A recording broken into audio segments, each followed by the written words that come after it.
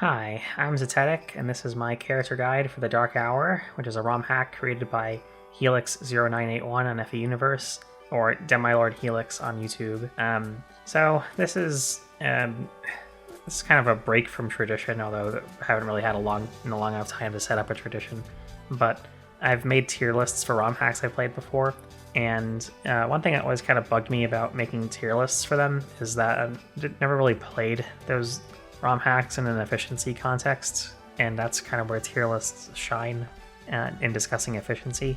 So like when I played the Four Kings and the Dragon Herald, I wasn't really concerned about efficiency beyond, well, finding cool things to do. So I think a character guide is a little bit better because it serves the purpose of introducing the characters to a player that is new to a game or is trying to get into a game for the first time at least. So I think most ROM hacks kind of fall into that for most people because they're not as widely played as the mainline Fire Emblem games. So Mecha has been doing character guides for mainline Fire Emblem games, and it struck me as a really good format for introducing the units to a new player for the first time, or at least a player who's interested in figuring out what units to use, or might be struggling with a game and wants to know who to use or who to prioritize using.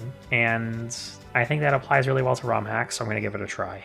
So just to explain, this is not a tier list, even though it looks like one, and each level of the character guide is they're all recommended to use, but it's just varying degrees of recommendation. So like you can use any of these characters and you'll do fine. It's just that within each row there's no particular order within units. I kind of generally try to organize them in terms of when you get them, but it's kind of not that strict either. Anywho, just to go over each row, I've separated the avatar out because, well, I'll get into it later, but the effectiveness of the avatar is heavily dependent on what class you choose for him. Then you have the no-brainers, characters that you should just be using no matter what. Characters that are great without investments. So these are all pre-promoted units that are just, they start off really well and you can't really go wrong using them, but you don't need to use all of them either.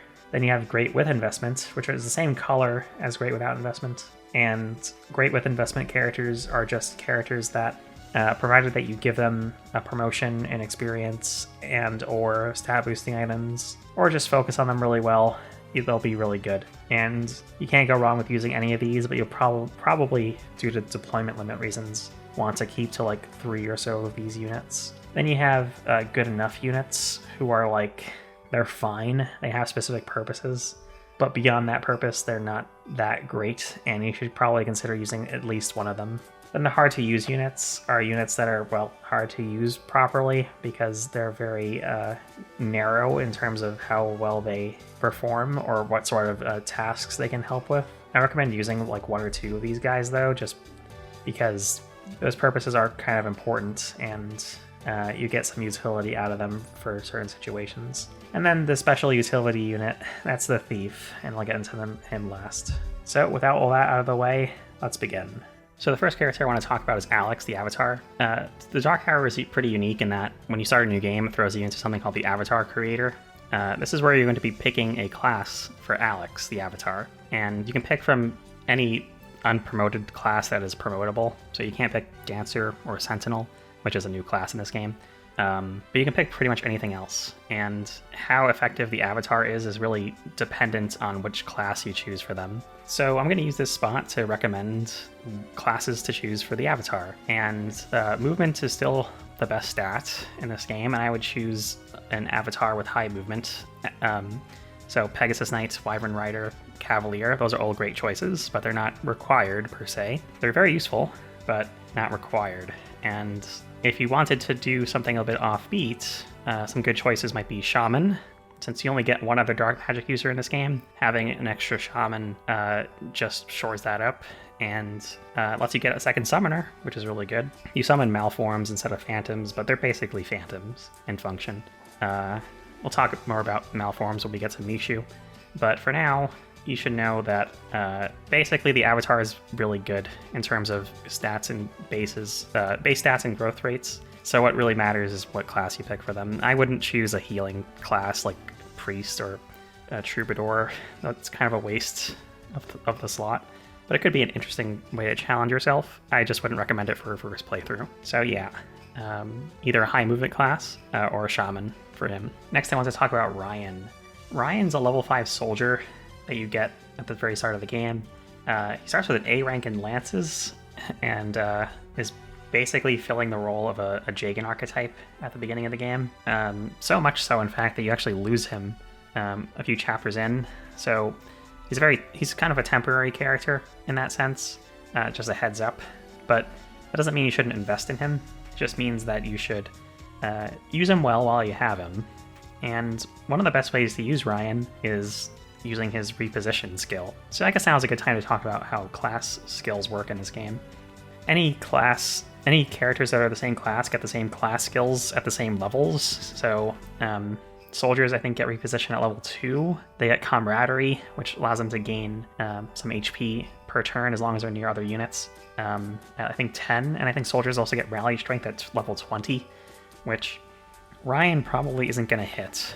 But that's okay, because camaraderie and rally strength don't actually matter that much for soldiers. What really matters is reposition, and a good way to use that would be to kind of leapfrog slower units kind of over him as you move him around. So you get an Armor Knight Breguet early on too, and you could use reposition to get Breguet to move 6 tiles instead of 4, and then have him fight something on enemy phase. You can also just use Rian in combat, which I heartily recommend that you do. His growths are pretty good, but all units in this game have good growths, so it's nothing to really brag about. What matters is how you use those class skills the most, I think, and Rian's are really good. He also has a personal skill, natural cover, so he's taking less damage when he's getting terrain bonuses, so just keep that in mind as you use him. There's plenty of places to take cover in the first few chapters, lots of forests, a few pillars, and he uses them better than most other units in your party. So yeah, let him tank attacks on enemy phase, and then other units can finish off what he doesn't kill. Next is Millia. Millia is a dancer, and dancers are great. They give your units another chance to do something, and that's really good. However, what sets Millia apart from most dancers in the series is that she can do other things besides dancing, and there are 2 things in particular I want to highlight about Millia. First one is that she can also use staves, and generally speaking, you don't want your dancers to be wasting time healing when there are better candidates for handling healing, and it's no exception here in the Dark Hour, but Millia has one of the best magic stats in the game, and she's particularly adept at using status staves: Silence, Sleep, and Berserk. Now, when I played the Dark Hour on hard mode, Berserk didn't actually work for me. When I used it on people, it didn't actually affect anything, and I don't know if that's just a bug or something. So I want to focus specifically on Silence, and Silence is super useful in this game, considering how many enemies have siege tomes. Millia has actually a pretty good shot at silencing them, despite those enemies' high resistance. So it's worth a try from time to time to just use the silence staff and see what happens. Another great aspect of Millia is that her class skill that she learns later on, I think she learns it at level 20. If not level 20, then very close to 20, is Remove. And Remove gives you a luck % chance after completing an action to get another action. Millia has really good luck too.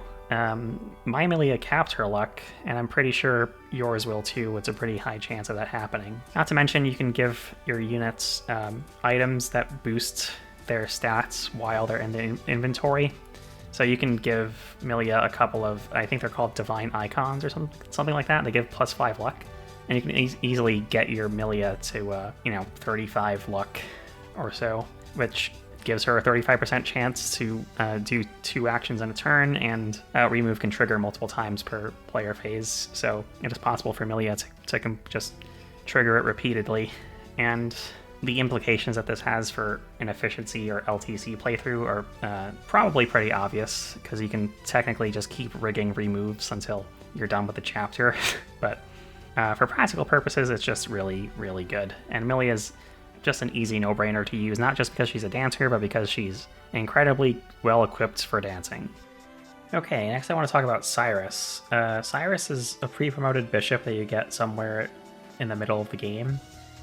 Pretty much exactly in the middle, maybe a little bit earlier on. And is probably one of the best units in the game. Obviously, being a bishop, he can use staves and light magic, but his personal skill, Fortune, prevents him from getting crit in battle, which is super useful for taking down bosses, and is just pretty useful in general. He can actually do a lot of frontline combat, which is somewhat odd for a caster or a magic user, but Cyrus can do it just fine. He does get live to serve, so if he does get hurt, you can always just use him to heal somebody else, and he'll heal himself too, which is pretty handy. Later on, he gets counter magic, which probably one of the best skills in this game, and I'll be talking about a few other characters that get it later on as well, depending on what class you promote them to. And I think it's something that that it's worth shooting for, and you should probably shoot for it. Other than that, I would say that I forgot to mention when I was talking about the avatar about how many Swift Souls there are in this game. I think there are 5 total. And if you can steal all of them, you can easily boost your avatar up to 14 movement, and then pass another pair of Swift Souls to Cyrus, depending on what class the avatar is.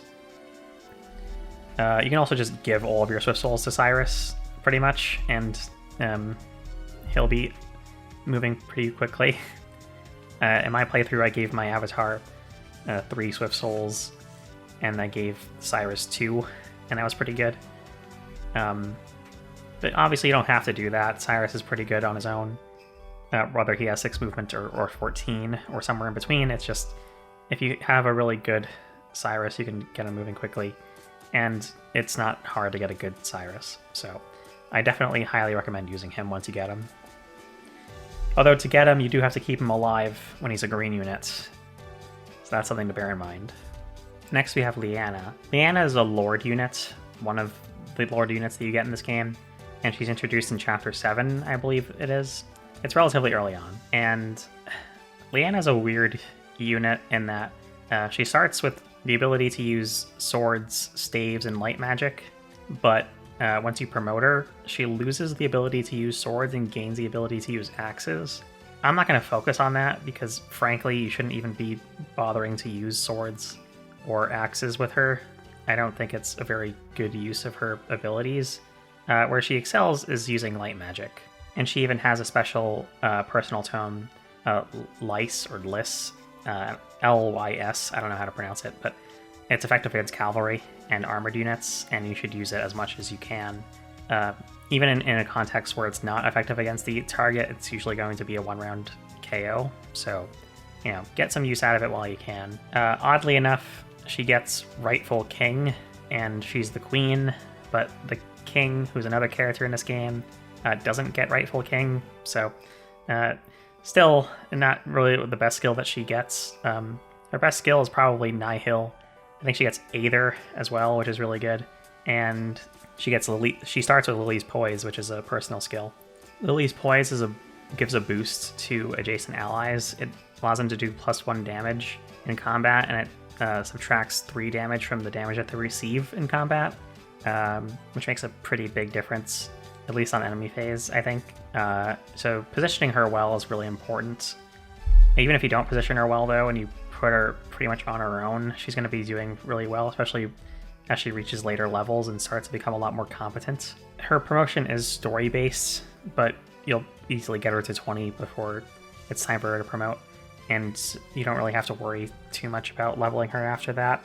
She's going to be good regardless, and she's just going to snowball. So I strongly recommend using her, not only because she's force deployed in every chapter that she's available, but because she contributes a lot more than most other units. Next, I want to talk about Algaurd. Algaurd is the axe-using lord, and yes, that is Uther's portraits from FE7, but that's not important. What is important is that he's one of the best users of axes in the game, one of the best units generally, and despite the fact that he's force deployed, he's going to be extremely useful to you in battle. His promotion is locked to the story, just like Lyanna's.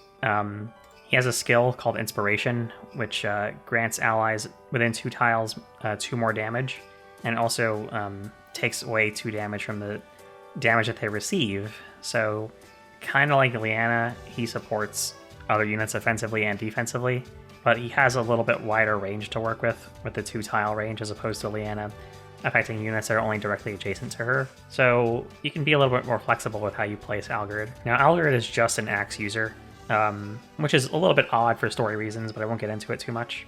The thing is, it's okay that he only uses axes because he's easily the best axe-using unit that you'll get. He gets a skill called Axe Faith when he's promoted. I think he has to reach level 20 to get it, or maybe it's level 15, I don't remember off the top of my head. You have to trade him quite a bit, but it's not that hard. Anyway, Axe Faith makes it so that axes don't lose durability when they're used. So just like give him the Armads, and he'll have a legendary weapon that he can just use forever without needing to worry about its durability. And for 1-2 range, Tomahawks are available. Just give him one. Even if it's one use, he'll be able to use it forever. And that's about it for him. He also gets Nihil, which cancels enemy activated skills, and is only available to him and Lyanna from what I remember. So, like, get as much use out of that as you can, because enemies have a lot of it. There are a lot of enemies with activated skills, and those 2 units are the best ones to deal with them. Yeah, that's it. Just a really good unit. Next on the list, we have Charlotta. Charlotta is kind of a similar unit to Myrrh and FE8 in that she starts off at a low level, has really high growths, and tends to either cap her stats or come very close to capping her stats by the time that she's fully leveled. She also has a special weapon that boosts her stats slightly, called the Light Orb, which is essentially a brave light tome that is exclusive to Charlotta.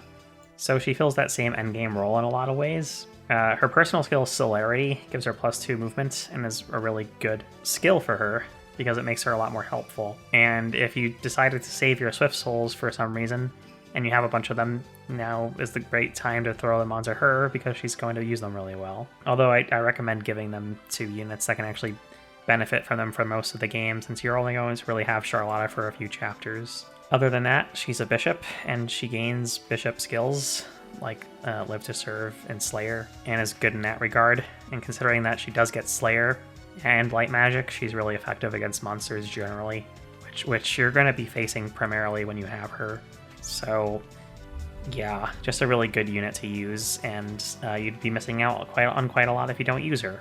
Late into the game, you get a Juna Fruit from one of the chests, and the Juna Fruit lowers the unit's level by a random number between 1 and 5. So Charlotte is a pretty good beneficiary of that because she's pre-promoted, has really high growths, and getting a few extra levels on her is not a bad idea. It doesn't lower her stats at all, just lowers her level, so it just gives her more room to grow. Last but not least, on the no-brainers group, we have Rian.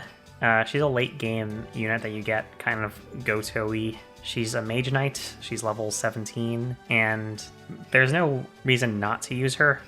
If you have a better mage, I guess you could just swap her out, but chances are pretty good you won't have one. So she fills a really good role in the late game as one of the few people that can use Forblaze, which is the S-rank animatome in this game.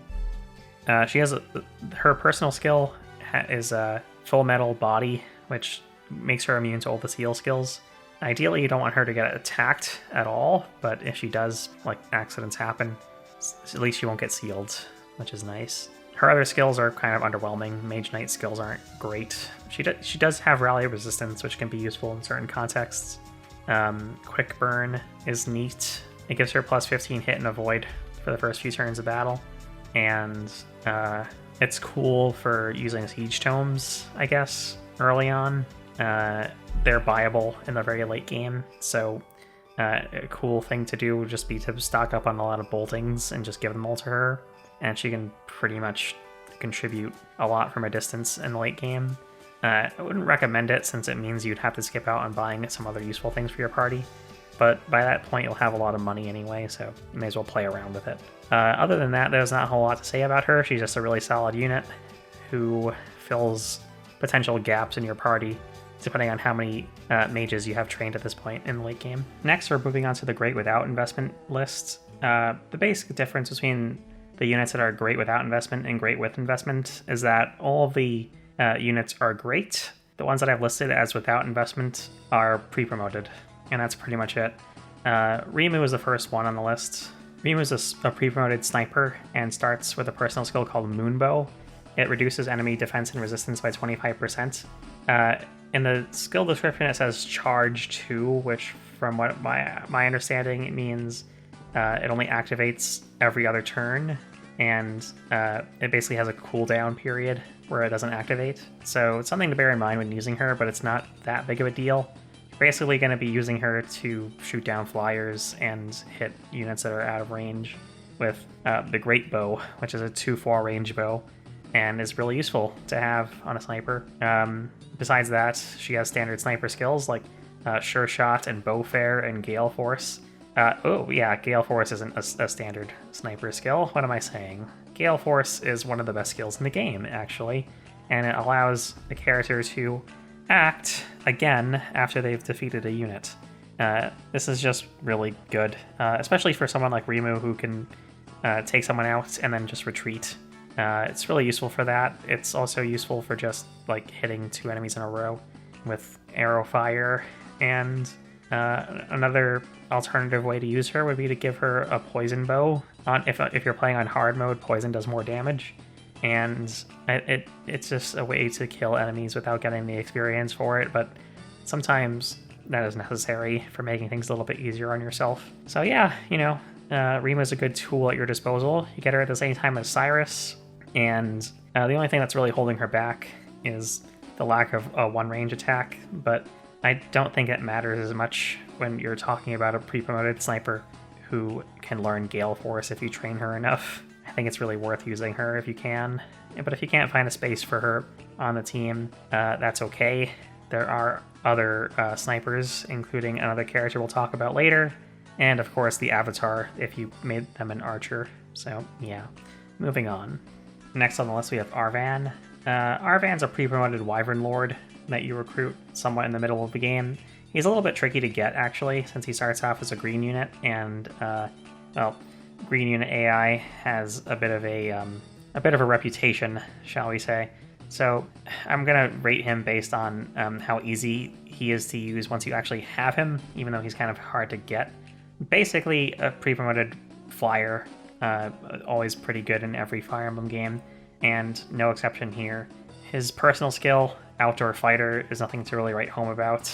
What is really more important skill-wise to him is that his class gets Savage Blow, which does 20% of the damage dealt to an enemy, to other enemies within 2 tiles, which is a nice skill, but ideally you don't want to expose them to too much damage, so flying him into a group of enemies to do a Savage Blow is nice, but only really if you are killing the other enemies that turn too. He gets Swordbreaker as well, which is nice. Basically a really solid unit that is great without investment. You don't have to promote him, you just have to use him and fly him around and do stuff, and attack a few times. Things that Wyvern Lords are good at. Next up we have Ivan. He's a pre-promoted warrior, and he's also really tricky to get, but I'm going to rate him based on how he performs once you get him.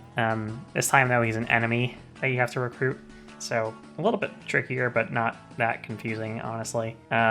So he's an interesting character in that he has Lock Touch as his personal ability, which is weird because he's a warrior, but it does come in handy in a couple of instances, I guess. It's just not really what he's going to be most known for.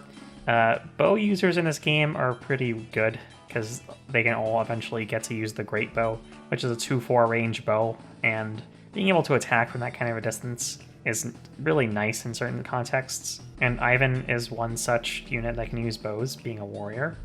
He has a lot of HP, as warriors tend to do, and he has a skill called Fiery Blood from his class, which allows him to do 4 more damage when his HP is not at max, which is neat. Another skill that he gets that's useful is Death Blow. That gives him 20 extra crit when initiating battle. He learns that at level 10. encounter. He learns at level 15. That just reflects physical damage taken at 1-2 range, and that makes him pretty solid at taking on archers, taking on units with 1-2 range weapons that aren't mages. And his only flaw really is his kind of lacking defenses, and the fact that his personal skill is very dependent on there being doors and chests to unlock. But overall, he's still a solid combat unit, and I highly recommend using him. Although I let him die in my playthrough later on in the game because he's not super essential. He's just a great unit that you can use really well throughout a large chunk of the game. Next, I'm going to talk about Vermah. Vermah's a halberdier that you get in the late game. She starts at level 17 and is kind of like a Corel type unit where she's got growths over 100% or at or over 100% in most categories. I think she has like 95 magic growth, but she doesn't need magic growth at all because she's just a lance user. Her personal skill, Devil's Pact, basically curses the enemy with devil reversal. So essentially, they have a 31 minus luck % chance of just damaging themselves if they attack Vermah, which is pretty cool. It's not something you can rely on, obviously, but she's a good enough unit that she'll perform well enough without her personal skill coming into effect, and when it does, it's just a nice bonus. The Halberdier class is pretty good overall. It has Impale, which has a skill % activation rate and deals 4 times damage. Plus she gets all the soldier skills. It's worth noting that Soldier only has 1 promotion path in this game, and it's to Halberdier. They don't promote into anything else. Not that Vermah actually promotes, she's already pre-promoted, but if you pick Soldier for the avatar, or if you use the other Soldier in this game, they're only going to become Halberdiers once you promote them. But Vermah's a really good Halberdier, and she should be used when you get her. Next on the list we have Genii. She's a hero that you get in Chapter 9, and I would say that she's pretty essential for Chapter 10 and most of the mid-game. After that, she kind of drops off just due to the fact that she's a bit fragile, kind of low defense, pretty low HP compared to other units, but she's still a good unit, and if you use her mostly on player phase, then she does pretty well. She is also good on enemy phase. If you stick her in terrain, she's going to be very dodgy, especially against axe-using enemies once she learns Axe Breaker, which gives her plus 50 hit and avoid against axe-wielding enemies, which is really, really good against monsters like Cyclops and Tarvos and Malduins and such. Other than that, her skills are kind of not much to write home about. She does get Sol, which is nice when it triggers, but you can't really rely on it too much. But yeah, I mean, Hero is one of the best footlocked classes in the game, and she is one, so you may as well put her to good use while you can. Next on the list we have Mellin, or Mellin, I guess. He's a Great Knight that you get late in the game, same time as you get Rian, which I talked about earlier. Mellin is fine. He's a Great Knight, so he's a bit slow, but he has interesting skills, I guess. Deadeye is his personal skill, so that has a skill % chance to inflict sleep, and it doubles his hit rates with weapons, which is neat, although kind of an odd thing to give to a Great Knight. But it does make him a fairly reliable tank to kind of just choke a point if you want, and there are plenty of opportunities to do that in the later chapters for sure. The only issue is that he's going to get doubled a lot because of his low speed, but he's bulky enough to take it, I guess. The most notable skill that Great Knights get is probably Armored Blow, which is plus 10 defense when initiating battle. And he gets Luna too, which negates enemy defenses. That has its skill % chance to activate though, so not something you can rely on, but still something worth mentioning. And that pretty much covers the Great Without Investment list. Moving on to the Great with Investment list, we have Freyja to start with. Freyja is a low-level Myrmidon that you get in the early game, and her personal skill, Lucky 7, grants 20 extra hit and avoid until the 7th turn. So it's pretty handy for chapters where there are enemies nearby the starting position, and you can just use her immediately with that little boost that she gets. And for 7 turns is a pretty chunky amount of time. As long as you're putting her to good use for most of that time, you're getting a lot out of her with that personal skill of hers. Myrmidon skills are Duelist's Blow, which gives plus 30 avoid when initiating battle, and Vantage, which she learns at level 10. if her HP is under 50%, then she'll strike first on enemy phase, which is neat, although you probably don't want her getting attacked generally, because she is a little bit on the fragile side. Her promotion paths are Swordmaster and Assassin, so one thing to note about promoting, especially with branched promotions, is that the class skill system works in such a way that if you don't promote to like the standard promotion for a class, like the FE7 promotion for a class, then you lose some class skills in the transfer. So when Myrmidons promote to Swordmasters, they'll keep Duelist Bow and Vantage, and they also get Astra and Swordfare, which are fine. Swordfare is good, Astra's questionable. Assassin, though, grants Acrobat, Despoil, Life Taker, Pass, and of course Lethality. And I think if you're going to use Freyja a lot, then I would use the Assassin option for her, because Acrobat is extremely good, especially combined with Pass, to put Freyja to get the most use out of Lucky 7. You can move her further, basically, and behind enemy lines, which is interesting for a couple of applications later on. Life Taker is always nice. It'll keep her tip-top shape. And Despoil, more money is nice, but it's not something you can rely on. That just gives you a red gem every time you attack and defeat an enemy. So it only works on player phase, and it activates based on luck. So something that makes her more useful as an assassin, but not like a deal breaker. What really makes her worthy of promoting to assassin is Acrobat plus Pass plus Lucky 7. So yeah, she does well as a Swordmaster though, I'm sure. So something to think about. Next, I'm going to talk about Mishu. In terms of skills, Mishu is probably one of the more interesting characters in the Dark Hour.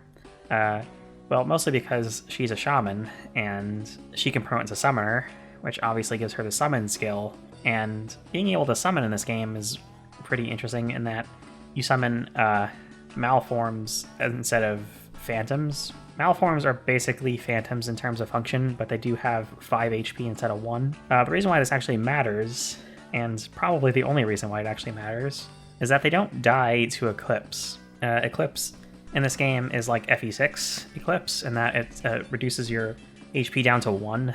So if you're at 1 HP, you die. So the Malforms would be able to take 2 Eclipses, essentially. That comes in pretty handy for just absorbing Eclipse attacks. Of course, they're useful for other things that you normally use Phantoms for too, like baiting enemies and blocking off choke points for a little bit, and other things you can do with Phantoms you can do with Malforms too. Of course, if you don't promote her to Summoner, you can promote her to a Druid instead. For combat, the Druid skills are a little bit better. So Shamans get Malefic Aura, which increases magic damage done to enemies within 2 tiles. They also get boost, like a defense boosting skill that grants +4 defense to adjacent units. Spur defense is what it's called, yeah. Anyway, upon promoting to Druid or Summoner, you keep those skills, but Druids get Frenzy and Tomebreaker, whereas Summoners get Renewal and some other thing. Anathema, that's right. So Anathema gives -10 avoid and dodge to all enemies within 3 tiles, and Renewal restores 30% of max HP at the start of each turn. Neither of those are really interesting, but Summon more than makes up for that. I definitely recommend promoting her into a Summoner and using her extensively, just behind the back lines, because her skill, her personal skill Vanity, adds damage when she attacks from 2 range, and there's no reason not to attack from 2 range most of the time, unless you're trying to Nosferatu tank. But she's not bad at, but not great at either.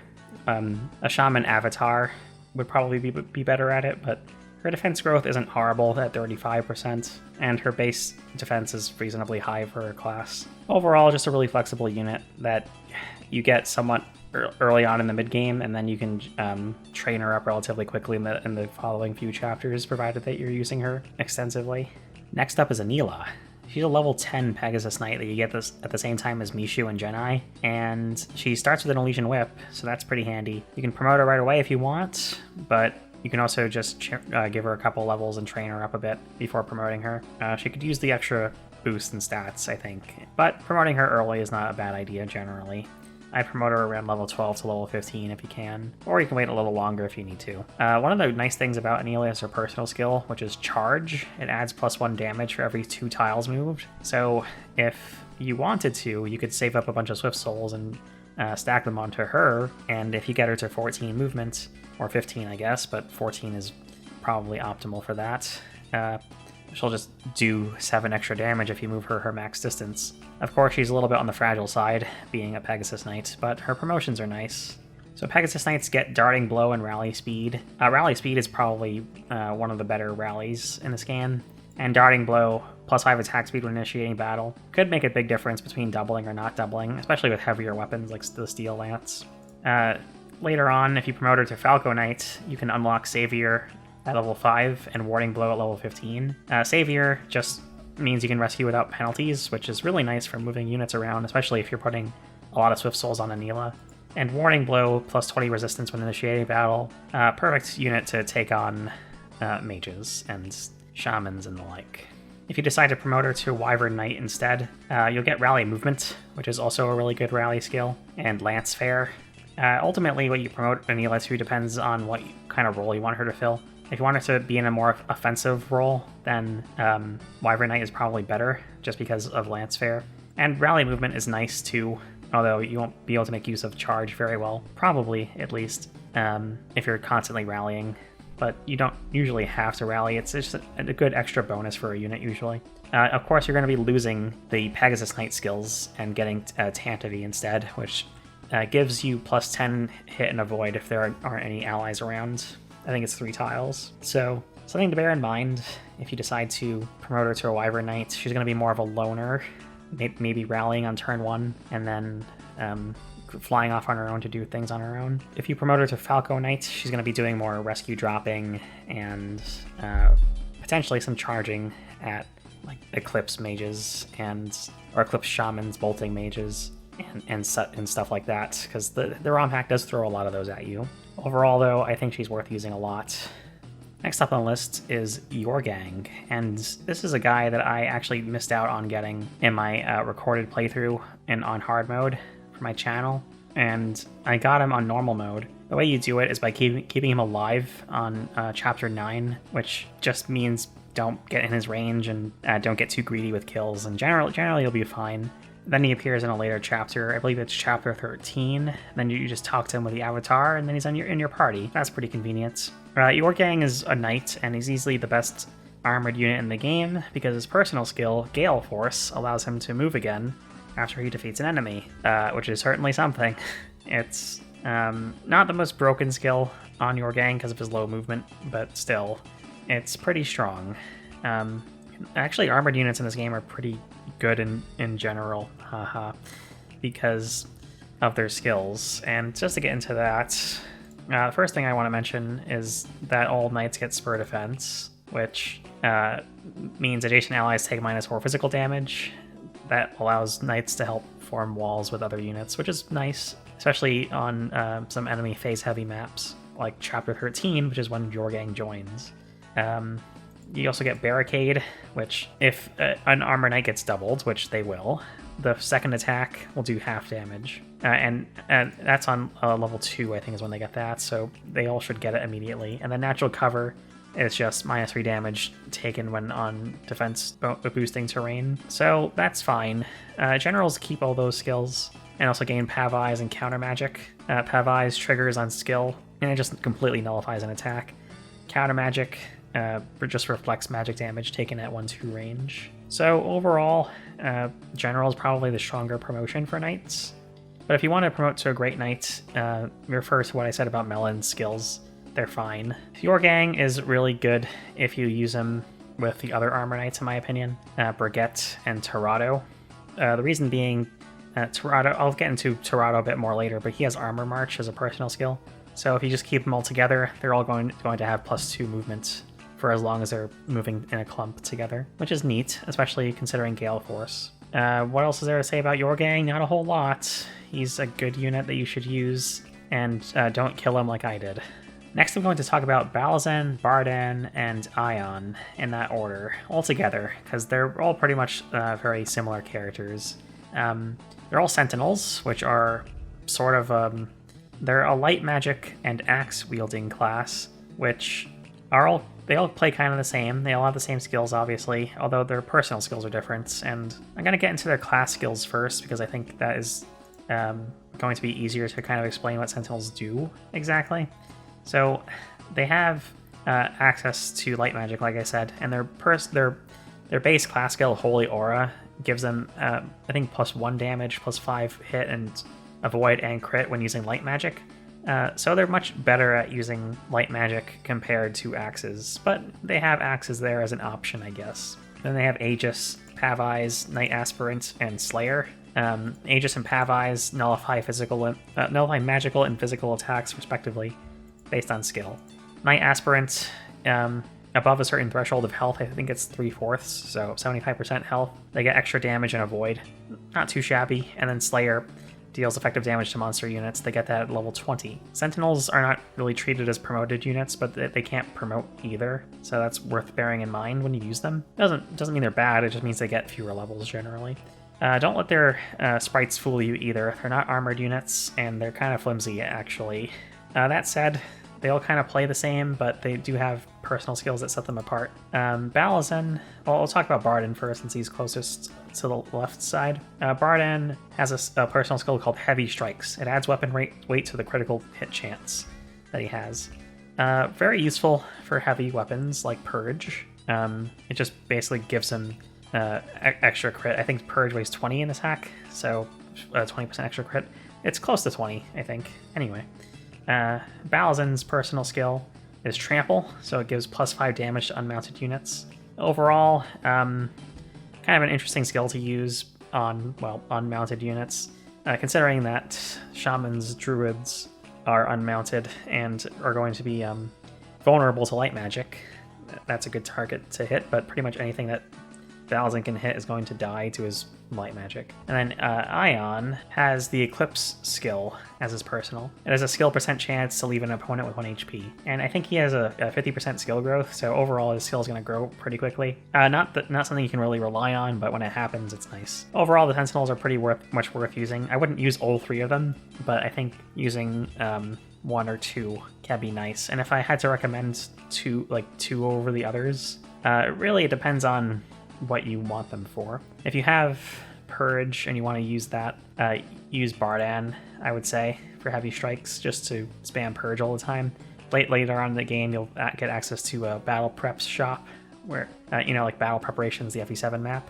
There's a Battle Preparations chapter in this game too, and there's a Purge tome seller, so you can just stock up on those for Bardan. If you're going to use Balazen, I'd recommend just giving him the best light magic that he can use and targeting unmounted units primarily. And if you're going to use Aeon, doesn't really matter. Give him plus skill items and secret books, I guess, if you find any, and just go at it.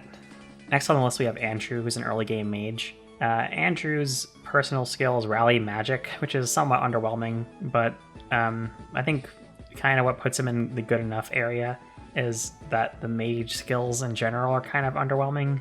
He gets Adept later on, which is, it's okay. It triggers sometimes.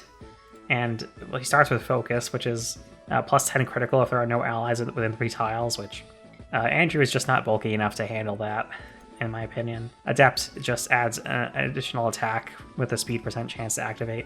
If you promote him to Sage or Mage Knight, he's one of those units that keeps those early mage skills, so either promotion lets him keep Focus and Adept.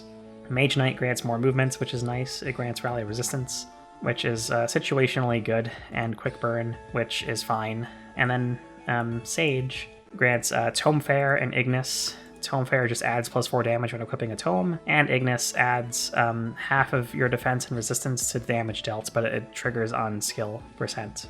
Overall, nothing to really brag about with Andrew.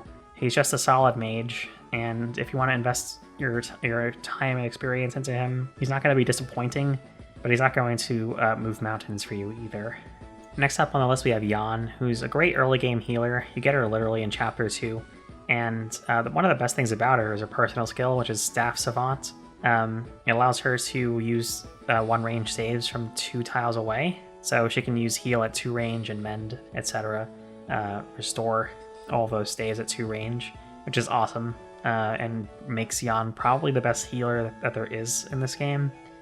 She's also the main reason why you shouldn't pick Priest or Troubadour for your avatar, honestly, because she's just so good at being a good early game healer. The reason why she's in good enough as opposed to a higher recommendation is that's basically all she does.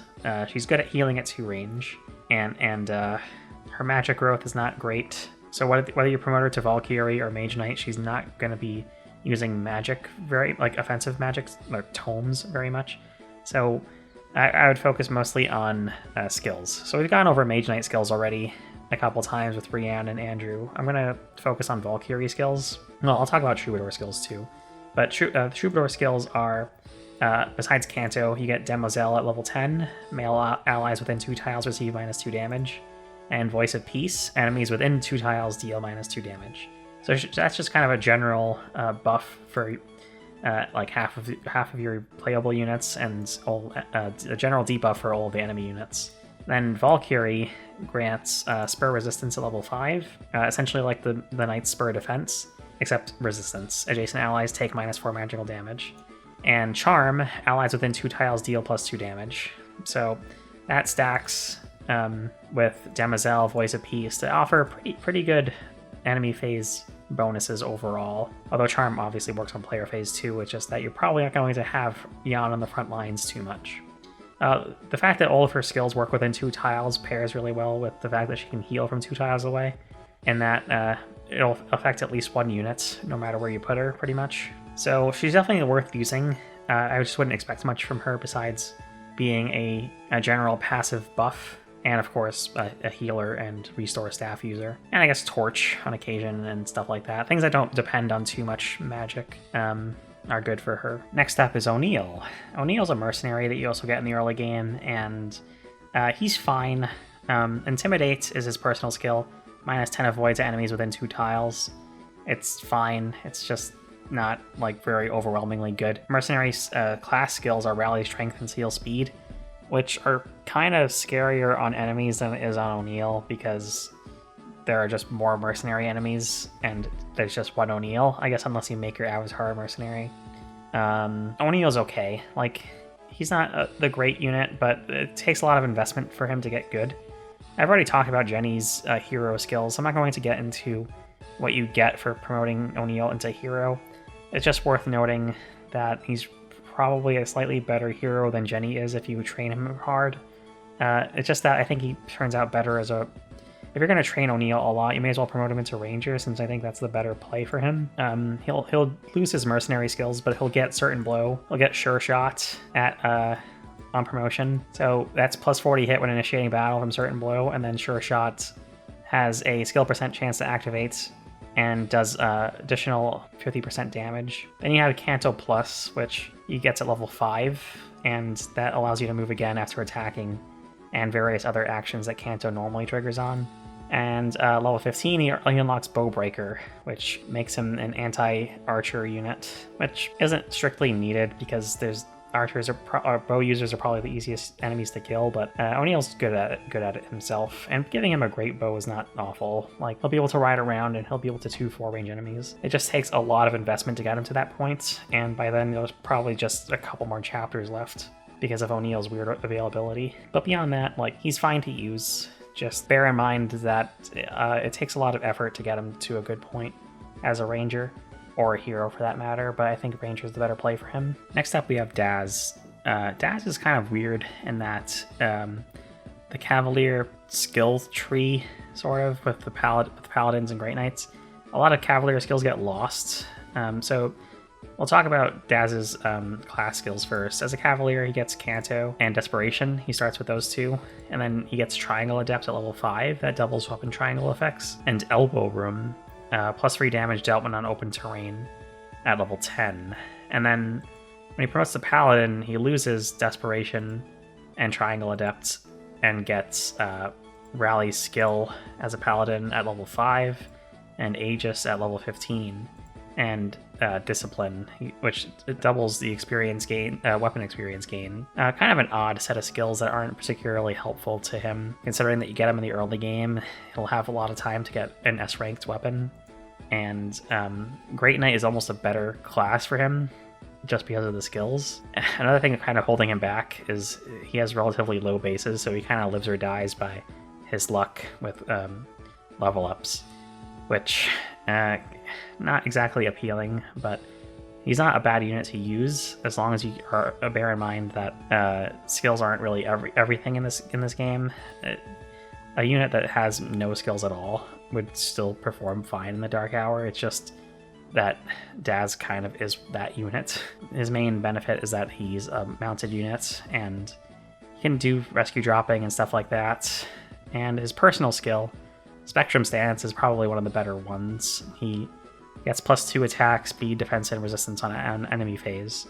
So he's a pretty good unit for taking on 1 or 2 enemies at a time on enemy phase, while your other units are doing other things. Other than that, though, I wouldn't really use him for too much. He's pretty good up to the mid-game, and then by then you'll have units that can kind of replace him. Next, I'm going to just kind of run through the hard-to-use units really quickly, since all of them kind of have similar issues. First up is Breguet. He's a knight. I've already kind of gone over knights with Jorgang, and Breguet has the same promotion path as Jorgang does, so it's not really worth getting into again. It's just that he's got a different personal skill. Instead of Jorgang's Gale Force, Breguet has Defiant Defense. When HP is 25% or lower, he'll have +4 defense. It's probably not going to save him from death, though. If he's getting attacked heavily, it's probably by a mage, and defense won't help there.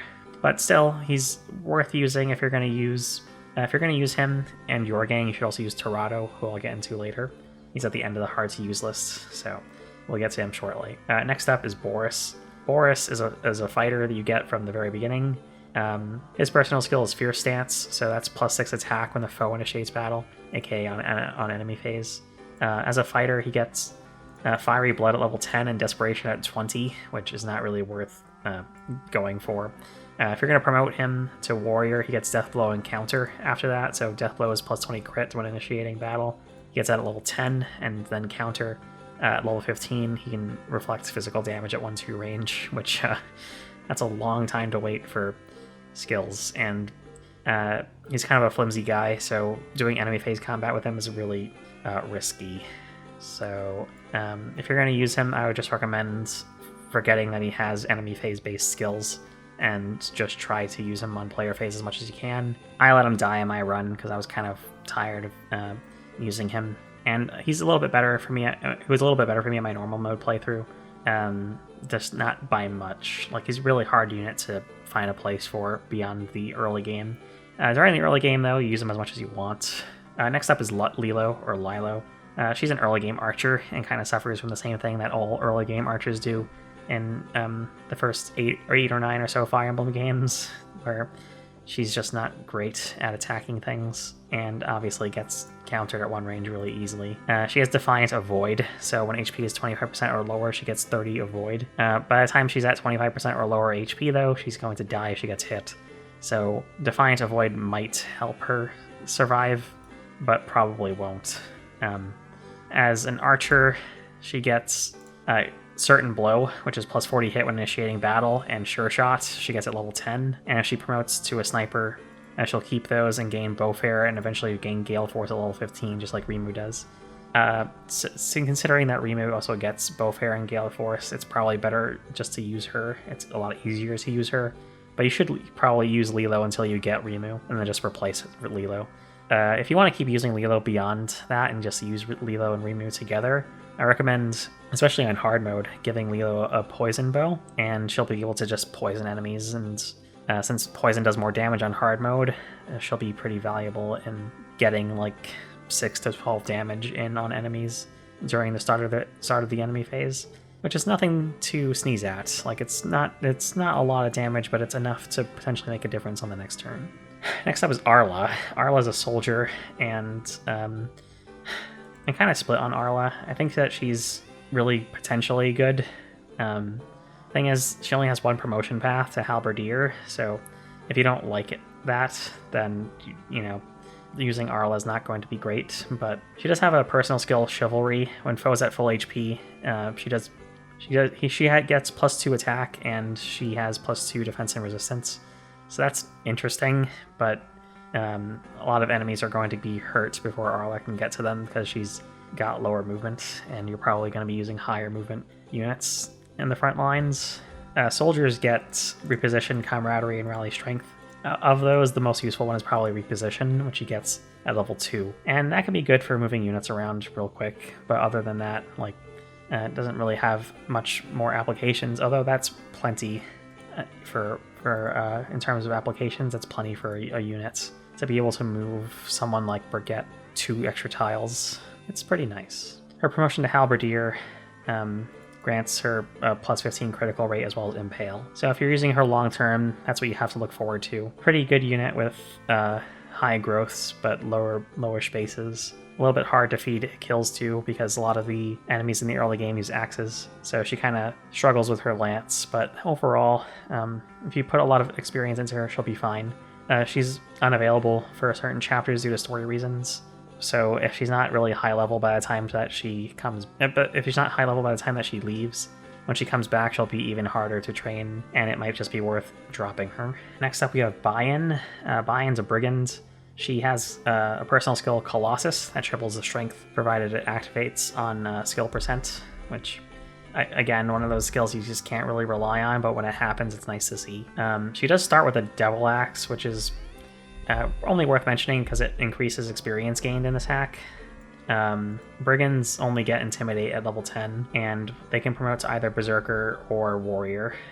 Berserkers get crit boosts, +15 crit. They get Wrath, which gives +20 crit if their HP is lower than 50%. They get Axe Fair, which grants more damage when equipping axes. They get Seal Skill and Camaraderie, so they heal a little HP if they stick together with their other friendly units. I think Warrior is the better promotion for her, though, because bows are pretty strong in this hack, especially great bows. Overall, though, it's personal preference. Byan's kind of on the flimsy side, which kind of makes her a little bit difficult to use because this is a very enemy phase-focused game. Last but not least on the hard-to-use list is Tirado. So I kind of talked about Tirado a bit when I was talking about Jorgang and Breguet. The only thing Tirado really has going for him is Armor March, and that'll help Jorgang and Breguet move further. I think deploying him for that is enough, provided that you're using either of those two units, Jorgang or Breguet. Definitely, if you're using both of them, you just use Tirado for the Armor March. The reason why he's hard to use, though, is because his speed is extremely low, and he's going to get doubled by pretty much everything that he faces, which gets pretty aggravating after a while, especially if you're facing down a lot of magic-using enemies, which there are a lot of in the late game, Archmoguls and similar things. I will say, though, that there's a point in the game where Tirado is kind of your Jagan, because there's sort of a route split in this game, and definitely use Tirado for all of those chapters, because he's just going to be holding the party together really well. Although that route split includes Lyanna and Algaurd, who are probably going to overtake him in terms of sheer ability to control the battlefield with their own talents. Next up, we have Laurence. I put him down on his special utility because he's a thief, and that's basically his purpose, to steal things. Provided that you don't select thief for your avatar, he's going to be the only thief that you get in the entire game. His personal skill is Darting Stance, which gives him +6 speed on enemy phase. Ideally, you don't want him in combat at all, but if he does get into combat, then +6 speed may be the difference between certain outcomes, death or not death, which a little bit troubling to think about, but Laurence is going to be okay usually. He's pretty easy to feed kills to, and I encourage you to feed kills to him whenever you see a chapter with stealable items in it. Just deploy Laurence, feed him a couple kills, and try to get him a speed level up every once in a while so they can keep up with the enemies and continue to steal things from people. The thief skills are Acrobat and Steal, so obviously steals items, and Acrobat he learns at level 15, and that gives him the ability to traverse terrain with just one movement cost, which includes all kinds of terrain pretty much, as long as the thief can move on it. Of course, Assassin and Rogue are his promotion paths. I already talked about the Assassin skills when I talked about Freyja, but just to go over it again, he'll keep Acrobat he'll get lethality despoil, which gives red gems every once in a while when defeating an enemy on player phase. Life Taker, which gives 50% HP up after attacking and defeating an enemy. And then Pass, which allows you to move through enemy units. So overall, pretty interesting. And Rogue would give Lock Touch, so you can open locks without keys or picks. Then you get Steal Plus in Pass. So Steal Plus is the ability to steal weapons that aren't equipped and staves, as long as Laurence's constitution is higher than the weights of the weapons and staves. So kind of like Freyja, although it's only unequipped weapons and staves. He also gets Lunge as a rogue at level 5, which swaps places with the opponent after combat. That can be kind of scary, depending on where the enemy is in the first place, but I guess it could come in handy in certain contexts. I just can't immediately think of a chapter where it would be super useful. And Celerity at level 15, that's just a free +2 movement. Personally, if you're going to promote him, I'd recommend promoting him to Rogue. He's going to be stealing stuff, and he should just keep at that.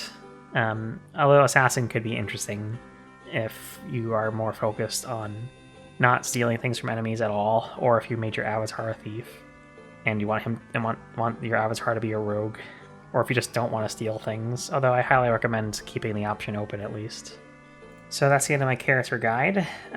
All of these characters are usable, just some are more usable than others. It's always really fun to experiment with characters and units and seeing how they do. One final note I'll add here is that supports are not really taken into consideration here, because it feels like supports are kind of not done yet in this hack, and I'm waiting to see how the game is updated by Helix if he revisits supports anytime soon, because supports aren't written, so it seems like characters mostly just support with units that FE8 units supported with, and whatever units got replaced by the Dark Hour units, the supports are still there. So like, you know how Colm and Nami support each other in FE8? Well, whoever replaced Colm and whoever replaced Nami still support each other in the Dark Hour. So it's definitely not done yet, and I'm not going to factor it in here, because you can play this game totally without supports if you want. Anyway, that's about it for this. If you liked the character guide, leave a like, consider subscribing, and if you disagree with anything, or if you have any questions, feel free to ask in the comments, and I'll try to address them. Thank you for watching, and have a good one.